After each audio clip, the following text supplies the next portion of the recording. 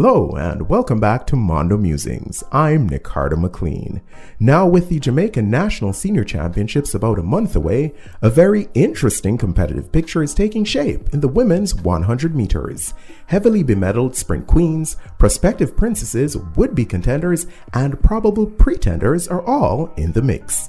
Even as the scene continues to shift seemingly by the second, Mondo Musings Top 10 of the Weekend presents a snapshot of the situation, with its way too early Jamaican National Senior Champs form chart for the women's 100 meters. At number 10, Tina Clayton. Despite being harassed by a tropical storm-like 3.2 meter per second headwind at the National Stadium on March 20th, Tina Clayton still managed to cover 100 meters in a respectable 11.64 seconds. Just under 3 months later, the 16-year-old prodigy went almost 3/10 quicker, running 11:38 into a -2.1 to take the Class 2 title at Champs. While she's probably on a different program from the seniors, who will undoubtedly get faster, on current form she could give most a run for their money. At number 9, Kevona Davis.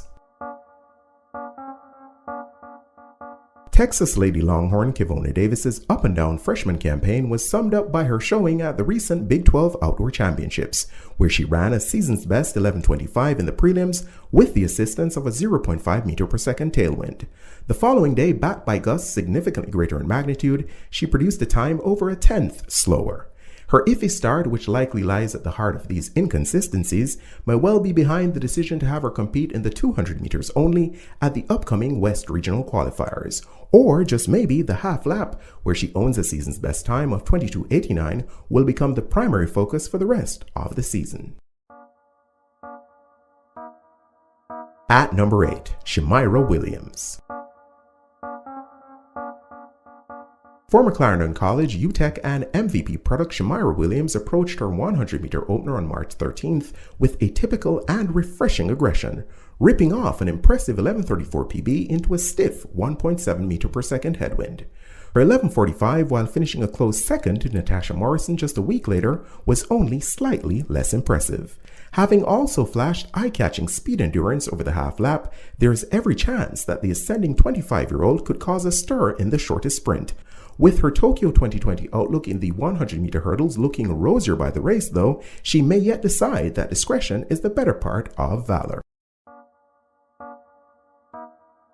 At number 7, Ashanti Moore.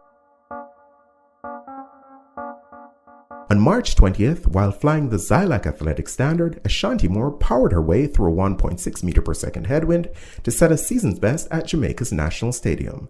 Just over a month later, and now competing under the Pure Athletics banner, the promising Hydel Pass student produced a lifetime best 11.10 performance in the withering wake of Comet ETH at the National Training Center in Claremont, Florida. Having made such an auspicious start to life with one of the best professional training groups in the world, her 11:18 in her subsequent engagement at the Adidas Boost Boston Games wasn't much of a surprise. At number 6, Kemba Nelson. Former Mount Alvernia and UTEC speedster Kemba Nelson raced onto most people's radars with a rollicking record run over 60 meters back in March. While she hasn't yet hit the same heights outdoors, the University of Oregon student athlete has strung together a series of solid performances, including an 11:18 PB effort in her 100-meter opener. Her form and times can be expected to improve over the next few weeks as she spearheads Oregon's sprint charge at West Regionals, with a view to potentially medaling on her home track at June's NCAA Outdoor Track and Field Championships. At number 5, Brianna Williams. It's sometimes easy to forget that Brianna Williams was actually third across the line behind two all-time greats at the last national championships in 2019. After failing to progress from her heat at the USATF Grand Prix on April 24th, the unflappable 19-year-old got right back on the top 3 track with an 11:09, 11:15 same-day double at the Golden Games on May 9th. If there's one thing that we've learned about the 2018 World Junior 100-meter champion in her young career, it's that she'll be ready to roll when the bell eventually tolls. At number 4, Natasha Morrison. Back on April 24th, Natasha Morrison tripled her tally of career sub-11 performances by blitzing times of 10.98 and 10.87 seconds within the space of a couple hours in Miami. Her heady tropical park outing aside though, none of her other 100-meter efforts have quite been explosive enough to blow the competition away. Even with the exclusion of the speed trap that was the Gateshead Diamond League, all of her other runs adjusted for wind and elevation have come back in the 11.2 range. Is the MVP sprinter now a bona fide sub-11 woman? Or did she just happen to hit a day-long purple patch about a month ago? Suffice to say, there are some very interesting times ahead. At number 3, Natalia White.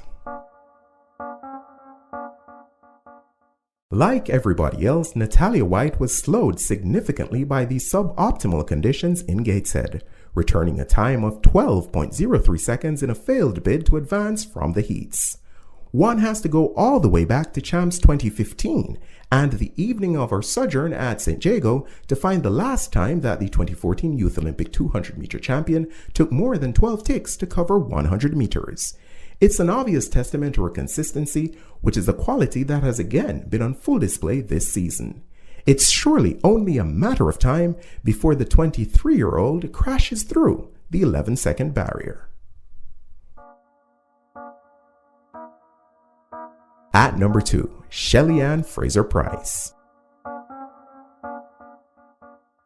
Shelly Ann FraserPrice signaled that she was fighting fit with the season's best 22.66 half-lap romp at Velocity Fest 9 on April 17th.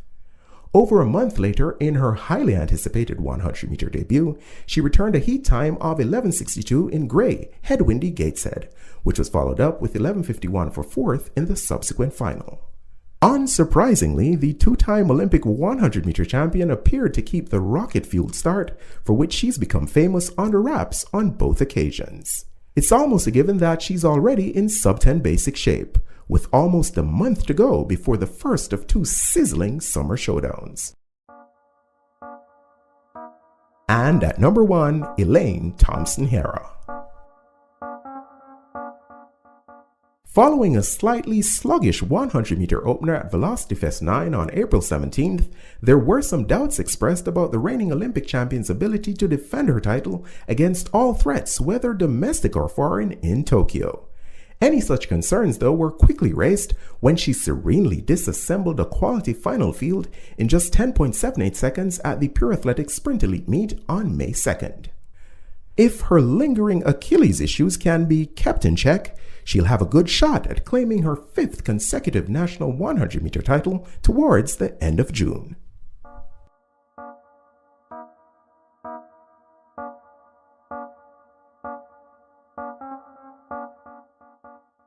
Sasha Forbes, who likely would have charted if she hadn't false started at the American Track League meeting on May 15th, and the legendary 6-time national 100-meter champion Veronica Campbell-Brown, who currently sits in 11th position on our chart, are among the notable names to just miss the cut.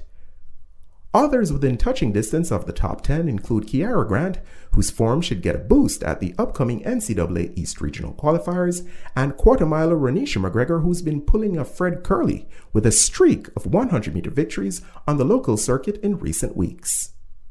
2019 National Championships 4th placer and Doha representative Joniel Smith, who seemingly hasn't competed since undergoing a back procedure in 2020, is another whose presence here would have been expected. And on that note, we've come to the end of another installment of Top 10 of the Weekend. Is there anyone who made the cut who you would have excluded? Conversely, is there an athlete who isn't featured who you think should definitely have been in on current form? Drop your thoughts in the comment section and let's have a muse. Thanks as always for watching. Until next time, Godspeed.